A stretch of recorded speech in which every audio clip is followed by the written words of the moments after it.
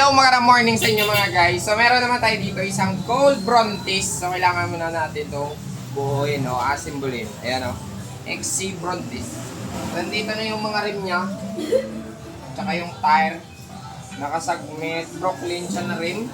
Tapos ang iyang guma, 60 tires. So ito guys, ang iyang siya ko, rider na naka-Troxel. Ayan, naka-air type man siya. Oh, ganda, di ba? So, ito na pala mga guys yung material natin. Rotor, tube, grip niya. Ayan, dito na mga cogs, pedal. Hub, may RD shifter naman siya. L2 pala yung gagamitin natin na elite. Oh. Kasi nga 50, ano na 51 guro niyo. 50. Tapos, ito na yung mga stem crankset natin. Manabela, ay ang akwan. Brakes, RSX. Saddle, dito na rin. Head parts dito na, bottom bracket, ayan, tsaka yung manubela. So tara, symbol muna tayo para makita ninyo mamaya yung mukha niya. So let's go. 289mm pala yung nabili niya na spokes guys. So ito yung gagamitin natin. So igpit muna tayo mga guys ng spokes para matakdan na siyang tire cog, iyang tube, then yung rotor cog. So ito, magkakabit na tayo ng kanyang rotor disc. Center line to mga guys na SRAM. Ewan ko lang kung original to, basta sa Shopee lang yung bakal. So kailangan natin maibagbutan. Kaya ang iyang likod to, cogs na lang. Ano ba symbol na to ni Halubla kaginang. Ito yung cogs niya guys. Oh. Lang speed kaya ito 10, 1, 2, 3, 4, 5, 6, 7, 8. Oo, 10. Wow! Dako ba? So ayan na gani guys, sa tapos na ang iyang wheel set. So yung combination natin, purple tsaka pula. Ala, nag-apat na nagka-color out. Sige lang importante, natapos na wheel set yan. Yan, ito na yung frame nya. Okay, plaster mo to. Patong. Ito yung head parts nya guys, oh. Tapered. Wide na yun. Magtakod ka na nga daan babay ka na. Okay na grasa. Dapat may hari gini ya. Wow.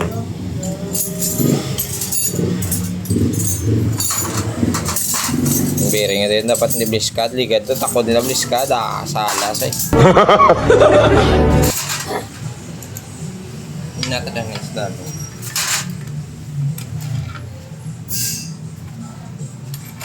Ubat dari ubat dito ulo.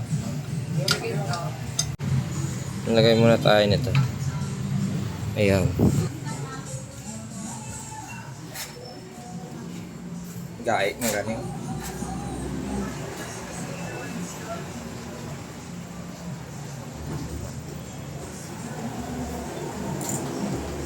So.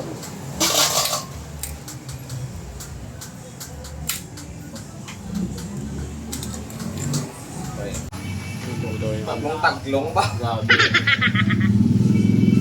So ito na guys, yung kakabit natin yung shifter at driller. So sa akin driller, sa kanya naman preno na yung moto. Okay. Right side na, left side. Yun. Baliktad mo na. Na hindi kay balan mo ang right side, butang niya sa left side. So bali ang pangunay ay load mo lang karon ng kable ha. Nan. Ito kabit muna natin yung driller sa likod.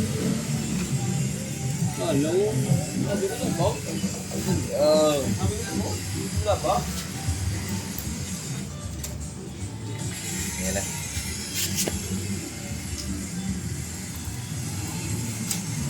Nice. Abot na ni Asing Winta. Wow! Kabit na natin yung crankset niya.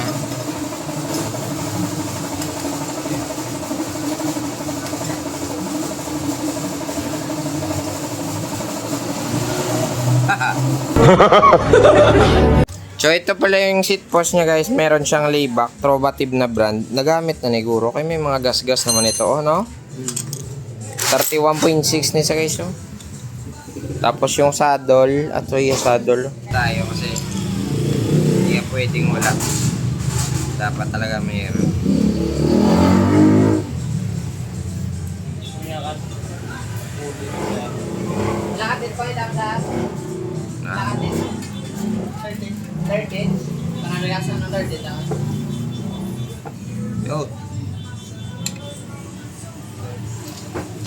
Nice.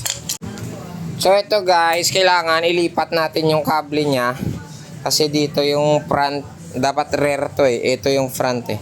So nagbaliktad yung kable niya, kailangan natin ilipat yun. Kailangan palusin natin to. Yan. Tapos ito, tatanggalin din natin to mamaya para malipat. Bawakan mo dyan sa isang kamay. Ito ko baong digutok sa namin eh. Ay no, hindi taman ka. Kulay ko sulit.